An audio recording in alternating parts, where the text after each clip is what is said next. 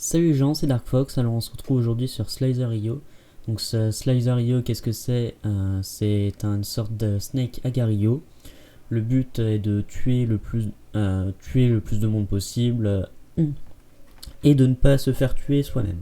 Mais même si le principe du jeu est très facile en soi, qui est de terminer premier, pour atteindre ce but, il y a plein de petites techniques ou de prises en main qu'il faut avoir, et c'est ce que je vais essayer de vous montrer aujourd'hui et de vous enseigner. De plus, j'enregistre aussi en post-commentary parce que c'est un jeu qui demande énormément de réflexes et il est impossible à commenter en même temps de jeu. Donc tout d'abord, la technique la plus simple, c'est juste de couper la route. Donc elle n'est pas très difficile, il faut juste avoir de bons réflexes et un bon timing et le reste est assez facile.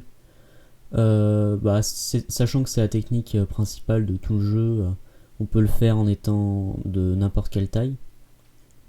Mais c'est plus facile de le faire en étant petit. Puisqu'on tourne plus vite, on a plus de réflexes. Bon, bah cette technique elle est simple, elle consiste juste à accélérer juste devant la tête d'une personne en lui faisant le tour, afin de lui éviter tout de suite possible. Donc la deuxième technique, enfin si on peut appeler ça une technique, elle consiste juste à pas avoir peur d'accélérer quand on voit la nourriture, parce que c'est le moyen le plus rapide de gagner en longueur. Donc je conseille particulièrement cette technique quand on est petit, parce que une nouvelle fois, quand on est grand, ça devient beaucoup plus difficile de tourner. Et donc, contrairement à Agar.io où les petits craignent les grands, c'est ce que j'aime bien dans Slider.io, c'est que c'est l'inverse. C'est aux grands de craindre les petits. Car imaginons qu'il y ait un grand et un petit serpent qui accélèrent en suivant le chemin laissé par la nourriture. Si ils se rencontrent en face, le petit aura largement plus de chances de tuer le grand ayant le plus de réflexes. Donc si j'avais un conseil à vous donner pendant que vous exécutez cette technique, ça serait d'accélérer particulièrement en horizontal, parce que l'écran étant plus large à l'horizontale qu'en vertical, on a beaucoup plus de réflexes si un ennemi arrive d'en face. Et mon deuxième conseil à vous donner serait de ne pas hésiter à retourner là où vous êtes déjà passé, puisque comme on est petit, on peut en général pas tout prendre. Et de plus, notre corps agit comme une sorte de rempart qui nous offre une meilleure sécurité en cas d'attaque ennemie. Donc la troisième technique que je pourrais vous donner, ce serait de faire le tour de la nourriture. Comme ça, c'est comme si vous réservez votre nourriture. Les autres ne pourront pas y avoir accès. Ou quelquefois, dans le meilleur des cas, ils essayeront justement d'y avoir accès. Mais ils se retrouveront piégés à l'intérieur de votre corps. Ce qui nous donne la quatrième technique, qui consiste à faire le tour de la personne ou des personnes pendant qu'elles sont distraites par la nourriture, et de pouvoir ainsi les garder à l'intérieur. Et un deuxième système de ce jeu, c'est que plus vous faites le tour de vous-même et plus l'étau se resserre, comme les vrais serpents en gros, ce qui ne laisse donc aucun échappatoire et provoque forcément la mort de la personne à l'intérieur.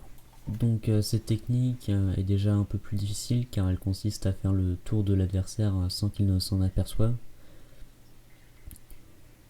Et sachant que tous les vers vont à la même vitesse, s'il s'en aperçoit justement, il va tenter de s'enfuir. Et si vous êtes au même niveau, il est impossible de réussir à l'encercler une fois qu'il s'en est rendu compte. Mais cela ne vaut que quand l'on n'a pas d'appât, car les petits vers ayant tendance à se jeter sur la nourriture sont beaucoup plus faciles à attraper, puisque même s'ils remarquent qu'ils sont en train de se faire encercler, leur corps se gênant les uns avec les autres fait qu'ils ne parviennent pas à s'échapper. Généralement, quand il y a la nourriture laissée par un mort, tout le monde se jette dessus, ce qui cause, pour les raisons que j'ai évoquées tout à l'heure, de plus en plus de morts. Donc là où tout à l'heure je conseillais aux petits d'accélérer quand ils voyaient de la nourriture, là je conseille aux grands d'accélérer en faisant le tour de la nourriture sans rentrer une seule fois à l'intérieur. Comme ça, quand les petits viennent, ils se font prendre en piège et il ne reste plus qu'à récolter en tournant autour de vous-même. Ah merde. Par contre, pour exécuter cette technique, il faut un minimum de longueur évidemment. Du coup, plus vous serez grand et plus ce sera facile. Et pour mon conseil, c'est quand vous êtes enroulé sur vous-même, c'est le moment où vous êtes le plus vulnérable, puisque même des vers plus petits que vous en longueur peuvent parvenir à vous encercler. Et du coup, pour contrer cela, je vous conseille de faire semblant de fuir si ça vous arrive, et puis de retourner sur vos pas. Ainsi, et cela, ainsi de suite. Comme ça, le ver n'aura jamais assez de longueur pour vous entourer. Mon deuxième conseil serait dans le cas où ce serait vous qui vous seriez fait prendre, et il consisterait juste à allonger le plus possible le corps de celui qui vous a entouré, afin qu'il perde patience et fasse un faux mouvement, causant sa mort, ou qu'il ne se fasse entourer lui aussi à son tour et décide de lâcher sa proie pour prendre la fuite. Et donc la dernière petite technique qu'il nous reste à voir serait de vous servir du corps des autres personnes afin de prendre en tenaille un ver et ne lui laisser aucune échappatoire. Et donc pour terminer, je vais vous laisser sur mes fails les plus rageants. J'espère que cette vidéo vous aura plu. Bye bye.